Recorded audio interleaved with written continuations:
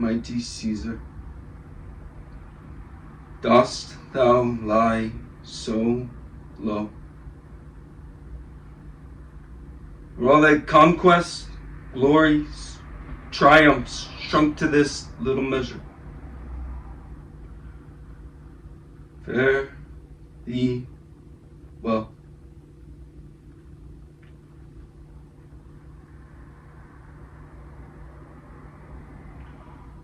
I know not, gentlemen, what you intend. Who else must be killed? Who else is so corrupt? If I myself, there is no hour so fit as Caesar's death hour, nor instruments worth half so much as your swords, all enriched by the most noble blood of all this world. I beg you, if you think of me so hard now, whilst your purpled hands do reek and smoke, fulfill your desires. I may live 1,000 years and shall not find myself so apt to die. No place, no mean of death would please me so than here by Caesar, and by you, cut off, the choice and master spirits of this age. O Antony, beg not your death of us, though now we must appear bloody and cruel, as by our hands and this our present act, you see we do. Yet see you but our hands, and this the bleeding business they have done. Our hearts you see not, they are pitiful, and pity to the general wrong of Rome. As fire drives out fire, so pity hath done this deed on Caesar. For your part, to you our swords have blunted points. Mark Antony, our arms in strength of malice, and our hearts of brothers' temper, do you bring in with all kind love, good thoughts, and reverence. Your voice shall be as strong as any man's in the disposing of new dignities. Only be patient till we have appeased the multitude besides themselves with fear. Then we will deliver you the cause why I, that did love Caesar when I struck him, have thus proceeded. Doubt not of your wisdom. Let each man offer me his bloody hand. First, Marcus Brutus, I will shake with you. Next, Caius Cassius, I will take your hand. Then Decius Brutus, yours. Yours Metellus. Yours Cinna. And last but not last, his friends, my valiant Casca, yours. Gentlemen all, alas, what shall I say? My credit now stands on such slippery ground that one of two bad ways you must think of me. Either a coward or a flatterer. And I did love Caesar. Oh yes, 'tis true.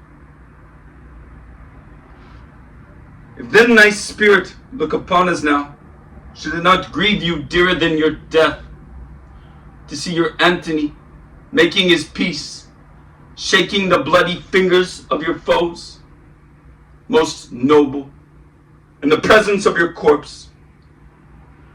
Had I as many eyes as you have wounds, weeping as fast as they stream forth your blood, it would become me better than to close in terms of friendship with your enemies. Forgive me, Julius. Here, hunted down like a great stag. Here, fallen, your hunters standing over you, marked in your spoil and crimsoned by your blood. O world, you are the forest of this stag, and this indeed, O world, the heart of thee. Now you lie there, struck down by many princesses. Mark Antony. Pardon me, Caius Cassius. It is what the enemies of Caesar would say of this. From a friend, it is but cold modesty, I don't blame you for praising Caesar, but what agreement do you intend to reach with us? Would you be counted among our friends, or shall we proceed on and not depend on you? I took your hands in friendship, but indeed I was distracted when I looked down at Caesar. Gentlemen, am I with you all, and love you all, upon this hope that you shall give me reasons why and wherein Caesar was dangerous. Or else there were but savage spectacle.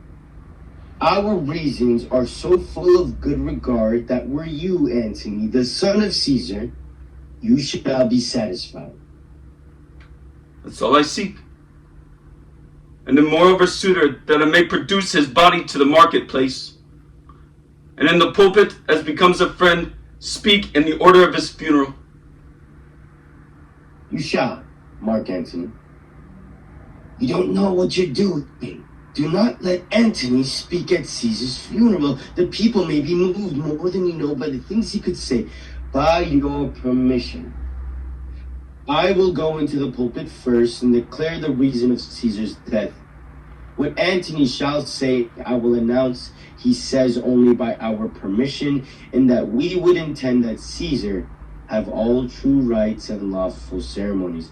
It shall help us more than it harms us. I know not what may fall. I like it not. Mark Antony, here, you take Caesar's body. You shall not blame us in your funeral speech, but speak all good you can devise of Caesar, and say you do it by our permission. Else shall you not have any hand at all about this funeral. And you shall speak in the same pulpit where I will be speaking after my speech is ended. Be it so. I do desire no more. Prepare the body, and then follow us.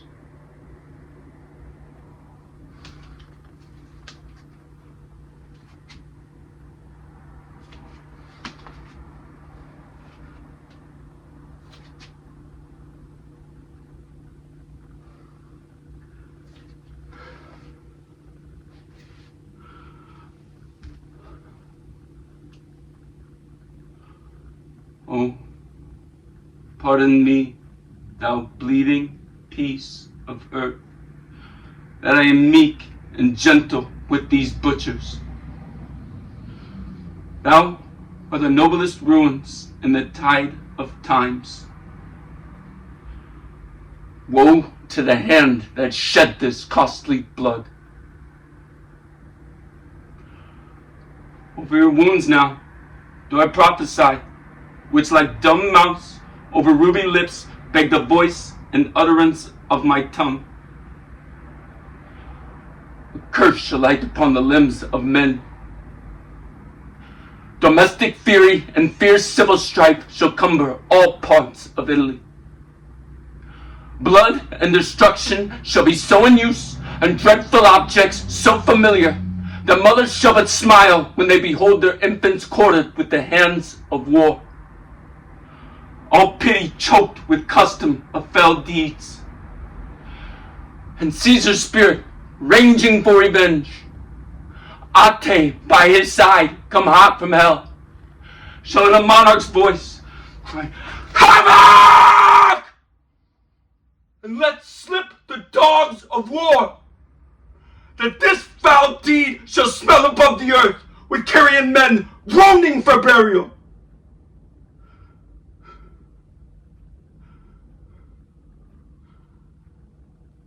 You serve Octavius Caesar, do you not? I do, Mark Antony. Caesar did right for him to come to Rome. He did receive his letters, and is coming. And bid me say to you by word... Whoa. Caesar! Your heart is big. Go ahead and weep. Grief I see is contagious for mine eyes. Seeing those beads of sorrow standing nigh, begin to water. Is thy master coming? lies tonight within 7 leagues of Rome. Post back with speed and tell him what hath chanced. A morning Rome is a dangerous Rome, and it is no Rome of safety for Octavius yet. Go hence and tell him so. No, wait! Wait till I have borne this corpse into the marketplace. There shall I try in my oration how the people take the cruel issue of these bloody men. According to which thou shalt discourse to young Octavius the state of things. Give me your hand.